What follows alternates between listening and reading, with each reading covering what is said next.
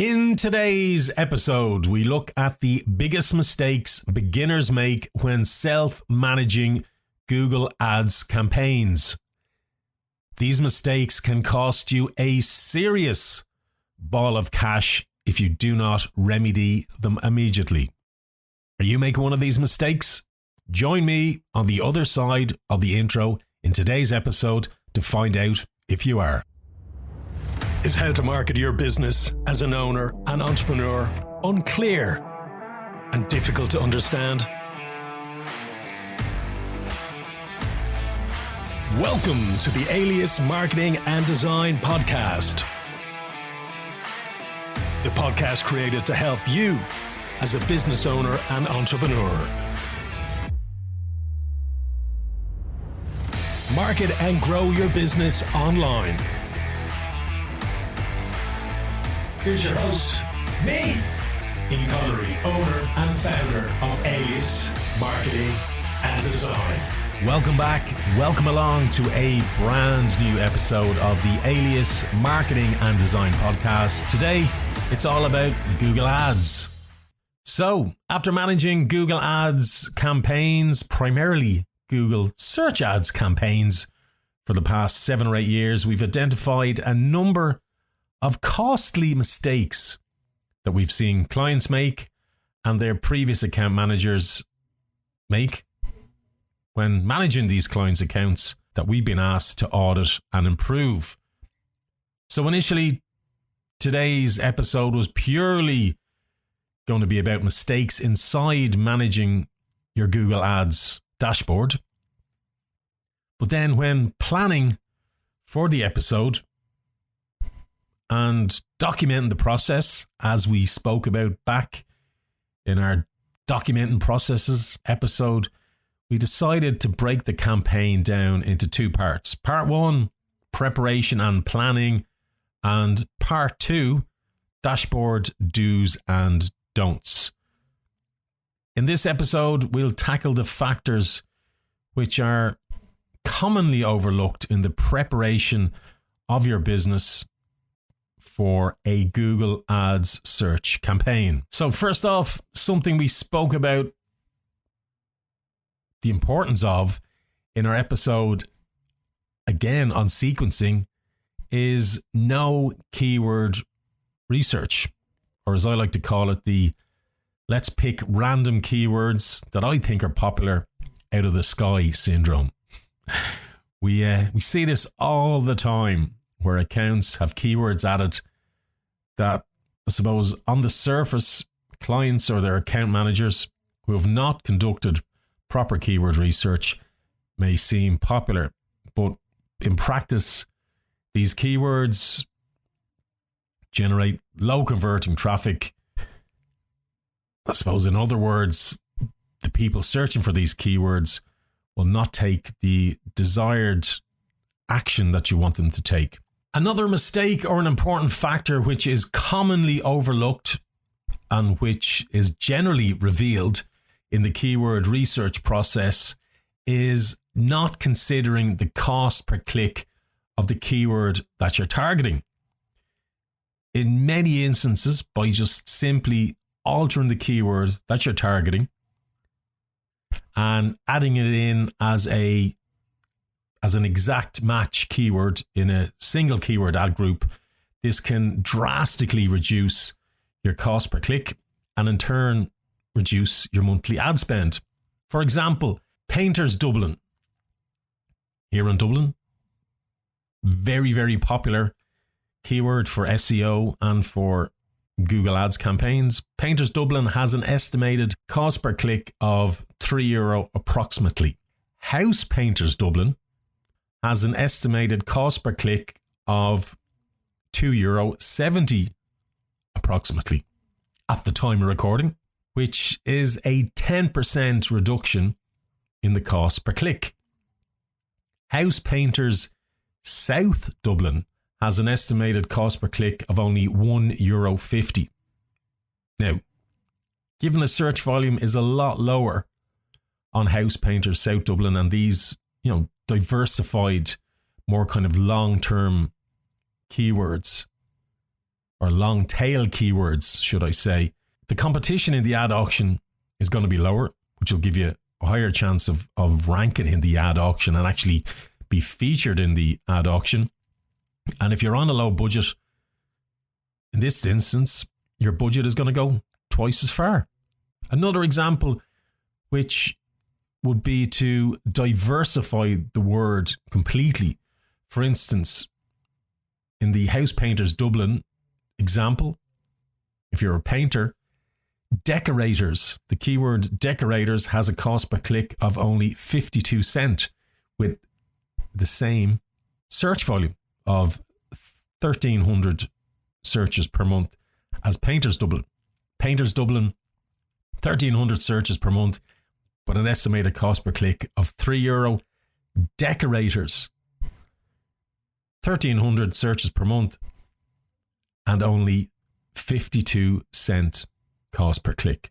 So nearly 6 times more expensive Painters Dublin is versus Decorators Dublin. So by simply diversifying or choosing a keyword which is very, very closely related to your niche, but is not super competitive and, you know, everybody in the auction is looking to bid on it, it can also save you some serious money and one mistake to avoid.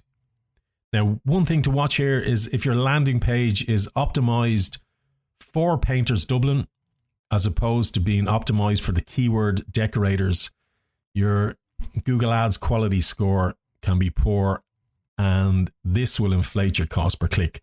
So one thing to watch, but we'll speak about page optimization, and it's one of the mistakes as well. Next up, not defining your audience, not knowing who you are targeting. The key step will be featured in most of the mistakes we discussed today, from writing ad copy to creating landing pages, is you must define your audience and speak to the user and impress upon them when they land on your website that you're going to solve their problem or you're going to satisfy their need or desire from when they see your ads, click on your ad, and then visit your landing page. Next up, poorly optimized landing pages. We can split this up into kind of 2 different sections: content and design. So content optimization mistake. Many people think that on-page optimization is for SEO only. This is completely wrong.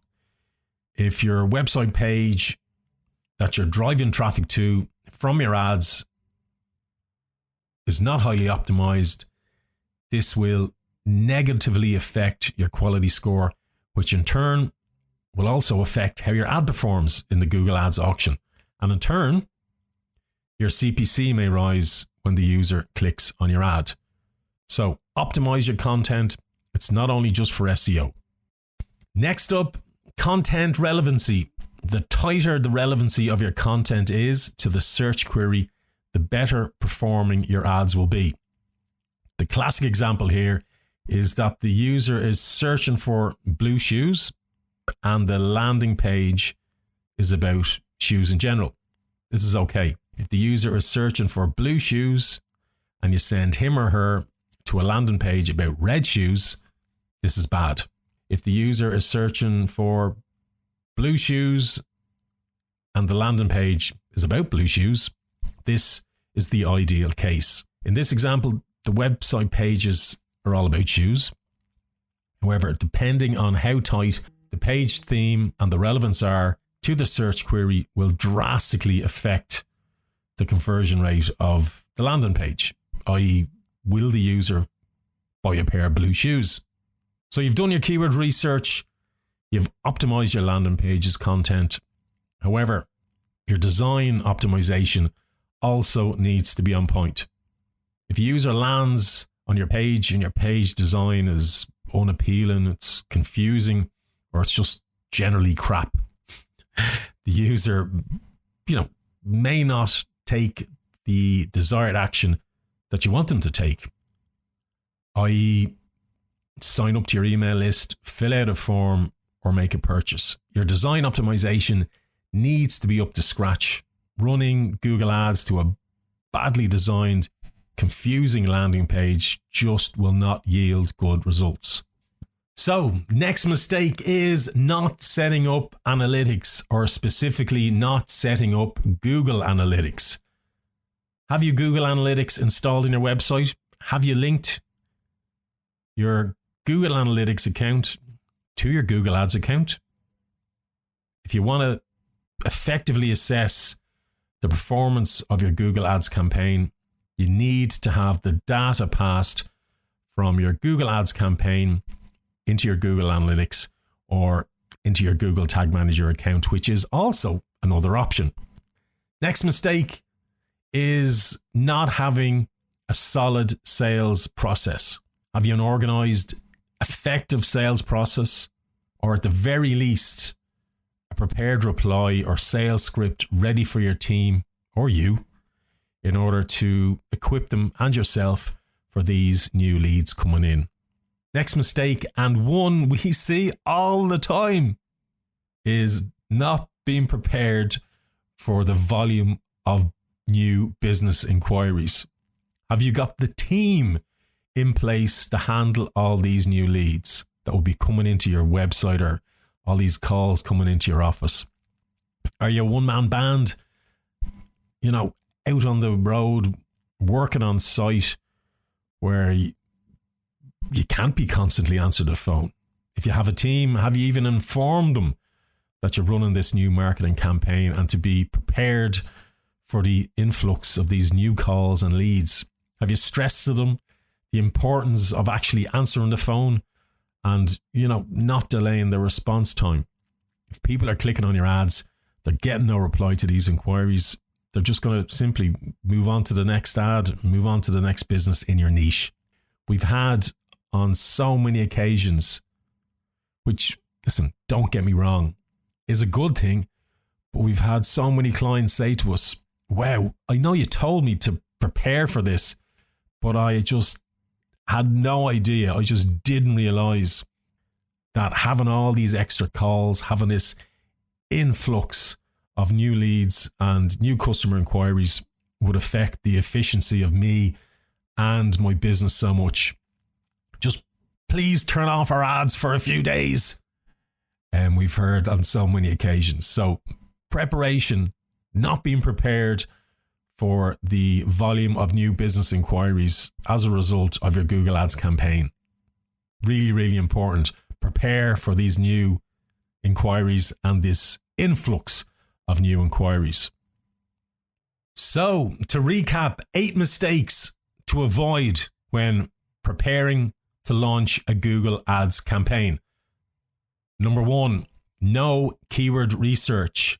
Number 2, not considering the cost per click of the keyword you're targeting and not considering alternative cheaper keywords. Number 3, not defining your audience, not knowing who you're targeting. Number 4, poorly optimized landing pages, poor content optimization. Number 5, poor design optimization. Number 6, not setting up Google Analytics. Number 7, not having an organized, effective sales process. And number 8, not preparing for the avalanche of new business inquiries. So there you have it. Before you even open up your Google Ads dashboard to create that new Google Ads campaign, are you prepared? Have you completed all or any of the tasks that we've discussed today? Are you making any of these 8 beginner mistakes? Perhaps you're managing Google Ads campaigns for years and you're making one of these mistakes that we've mentioned today. Let me know. If I haven't mentioned any prep steps that you take before starting your Google Ads search campaigns, I'd love to hear from you. Don't forget to subscribe, play this episode a few times, download for later, share with your friends, share with your family, and leave me a rating and review below. I've been Ian Connery. This has been the Alias Marketing and Design Podcast. Take care. Stay safe. We'll talk to you real soon. Cheers. Bye-bye.